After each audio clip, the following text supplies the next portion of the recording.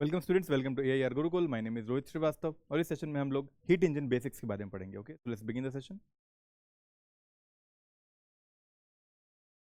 तो last session में हमने सेकंड लॉ ऑफ थर्मोडायनेमिक्स के बारे में समझा कि ये सेकंड लॉ ऑफ थर्मोडायनेमिक्स ये कहता है delta S of the universe is always greater than zero. Delta S क्या होता है? एंट्रोपी या चेंज इन एंट्रोपी होती है। ठीक है, तो it explains the direction of natural processes and introduces the concept of entropy. इसके बारे में हमने बात किया था कि वो रैंडमनेस या chaos of an isolated system के बारे में बताता है। ठीक है, and that gives the quality of the energy in the terms of quantitative index. Okay, तो टू कॉमन स्टेटमेंट्स हैं केल्विन प्लैंक स्टेटमेंट के। एक तो है हीट इंजन, ठीक है, जो कहता है it is impossible to construct a machine that converts all heat into work in a cyclic process. सारा जो इनपुट हीट का मिल रहा है वो सारा का सारा वर्क डन में कन्वर्ट हो जाए, ऐसा मशीन क्रिएट करना इम्पॉसिबल है। ठीक है, यानी कि इफिशिएंसी 1 हो जाए, प्रैक्टिकल कंडीशन में ये पॉसिबल नहीं है। यही केल्विन प्लैंक स्टेटमेंट था। ठीक है, तब हीट इज ऑलवेज रिजेक्टेड या लॉस में चली जाती। क्लॉसियस स्टेटमेंट हीट फ्लो के बारे में बात करता है। कहता है heat can not spontaneously flow from low temperature to high temperature, ठीक है, या colder body to a hotter body without doing any external work. ठीक, अब इसे एंट्रोपी समझते हैं। एंट्रोपी क्या होती है?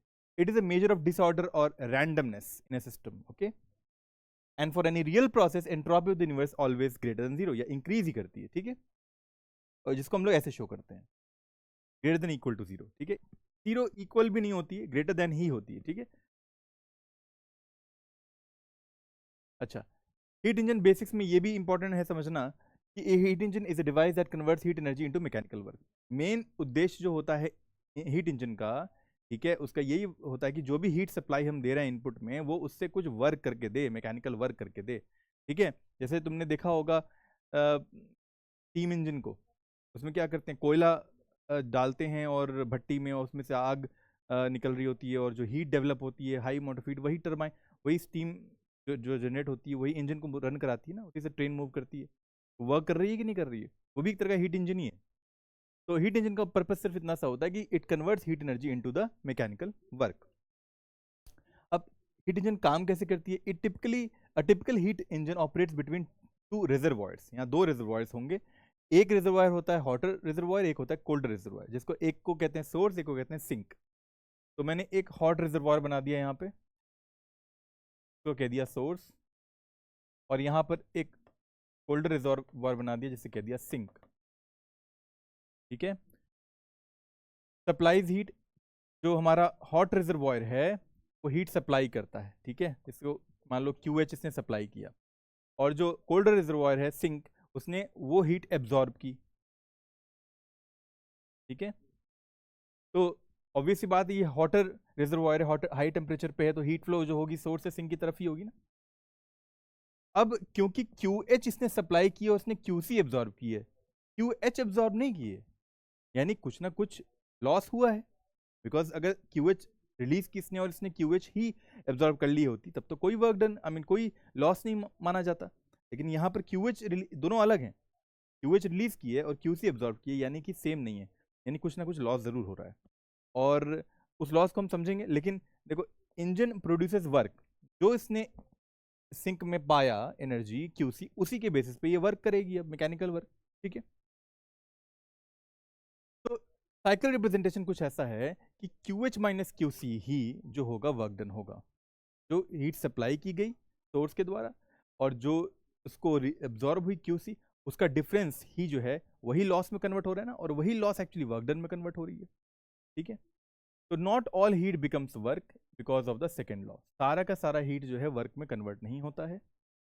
सेकेंड लॉ यही कहता है ना, बिकॉज सेकेंड लॉ कहता है इफिशियंसी 1 हो नहीं सकती। तो इफिशियंसी हम लोग ऐसे शो करते हैं, work done by QH। QH क्या था? जो हीट सप्लाई थी, ओरिजिनली इनपुट, और जो वर्क डन है वो कितना है? QH by minus QC, upon में QH कर देंगे, तो यही हमारा इफिशियंसी आ जाता है, QH माइनस QC अपॉन में QH। And efficiency is always less than 1 या 100%। 1 इन फ्रैक्शंस और परसेंटेज के फॉर्म में 100%। 100% प्रैक्टिकल कंडीशन में नहीं होती, 100 से कम ही रहती है इफिशियंसी। ठीक है, किसी भी हीट इंजन की। अब कुछ रियल लाइफ एग्जांपल्स देख लेते हैं हीट इंजन के। एक तो है कार इंजन, जिसमें इंटरनल कंबस्टन इंजन्स लगे होते हैं। अगेन उसमें भी यही प्रोसेस इन्वॉल्व हो रहा होता है कि जो हीट जो भी तुम पेट्रोल कंबस्ट हो रही होती है ना, जैसे कि तुम कोई भी फ्यूल उसमें यूज़ करते हो, चाहे डीजल हो या फ्यूल पेट्रोल गाड़ी हो, तो वो क्या करती है, उसमें जो पिस्टन्स होते हैं उसको कंबस्ट करते हैं उस फ्यूल को, ठीक है, और उसमें से हीट एनर्जी रिलीज होती है जो कि क्या कन्वर्ट करती है, मैकेनिकल वर्क कर रही होती है। जो भी गाड़ी चल रही हैं उसकी जो इंजन मूव कर रही होती है, रोटर उसका मूव कर रहा होता है, मैकेनिकल वर्क करता है ना, तो उसी हीट इंजन का कन्वर्जन हो रहा होता है मैकेनिकल वर्क में, लेकिन 100% एफिशिएंसी इसकी भी नहीं होती। स्टीम टर्बाइंस इन पावर प्लांट्स भी उसी पे काम कर रही होती हैं, ठीक है। और रेफ्रिजरेटर्स, लेकिन रेफ्रिजरेटर्स में हीट इंजन तो होता है, लेकिन वो रिवर्स हीट इंजन होता है, बिकॉज रेफ्रिजरेटर का पर्पस क्या होता है, ठंडा करना, राइट। तो उसका तुम देखा होगे कि पीछे वाला जो हिस्सा होता है थोड़ा गर्म होता है, रेफ्रिजरेटर का जो पिछला हिस्सा जहाँ वायर्स लगे होते हैं वो थोड़ा गर्म होता है, और रेफ्रिजरेटर के अंदर वाला हिस्सा जहाँ पर सामान वगैरह रखते हैं, सब्जियां वगैरह रखते हैं, वो ठंडा होता है। ऐसा क्यों? बिकॉज उसका पर्पस ये है कि हीट इंजन, उसका पर्पस ये है कि लो टेम्परेचर और यहाँ हाई टेम्परेचर है, हीट को फ्लो कराना है लो टेम्परेचर से हाई टेम्परेचर की तरफ, ठीक है। और क्योंकि अगर सारी की सारी हीट वो निकाल के बाहर फेंकेगा, तभी तो रेफ्रिजरेटर के अंदर जो है लो टेम्परेचर बनेगा और ठंडापन आ पाएगा, कोल्डनेस आ पाएगी, ठीक है। तो ये वर्क डन हो रहा है, ये क्या कर रहा है, ये सेकंड लॉ को वायलेट कर रहा है ना, बिकॉज लो टेम्परेचर से हाई टेम्परेचर की तरफ स्पॉन्टेनियसली हीट फ्लो नहीं कर सकती। ऐसा करने के लिए वर्क डन करना पड़ता है एक्सटर्नल, और यही वर्क डन जो है इलेक्ट्रिसिटी सप्लाई करती है, जिस पे रेफ्रिजरेटर काम कर रहा होता है, ठीक है, जो कंप्रेसर काम कर रहा होता है, रेफ्रिजरेटर काम कर रहा होता है, ठीक है। तो ये एक्चुअली कैसा इंजन हो गया, रिवर्स हीट इंजन हो गया, बिकॉज हीट इंजन का काम है हाई टेम्परेचर से लो टेम्परेचर तक फ्लो करना, तो यहाँ पर जो है हीट फ्लो कर रही है लो से हाई की तरफ, तो it is called as reverse heat engine, ठीक है। और हाँ, इसकी भी एफिशिएंसी 100% नहीं होती है। तो इस तरह आज का सेशन कंप्लीट होता है स्टूडेंट्स, तो अगले सेशन में फिर मिलेंगे एक नए टॉपिक के साथ। Till then keep learning and keep having fun with physics. Thank you very much.